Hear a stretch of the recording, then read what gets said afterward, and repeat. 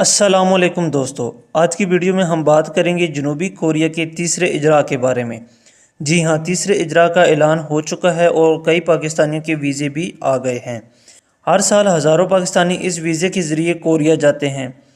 अब जो तीसरा इजरा हुआ है, इसमें उन उम्मीदवारों का इंतखाब हुआ है जिन्होंने पहले से EPS का टेस्ट पास किया हुआ था और वो इंतज़ार की फ़हरिस्त में शामिल थे। इस बार भी इंतखाब लकी ड्रा के ज़रिए हुआ है और खुशकिस्मती से कई पाकिस्तानियों के नाम आ चुके हैं और अभी तक ये इजरा जारी हैं। इजरा की डेट 6 अगस्त से लेकर 12 अगस्त तक है।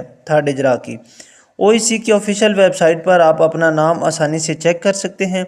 अगर आपका नाम इस फहरिस्त में है तो आपको बहुत बहुत मुबारक हो। अब आप वीज़ा के अगले मराहल कर सकते हैं। जिन लोगों का इंतखाब हुआ है उन्हें मेडिकल टेस्ट और तरबियत मुकम्मल करना होगी। इसके बाद वीज़ा लगवाने की टिकट का अमल शुरू होगा।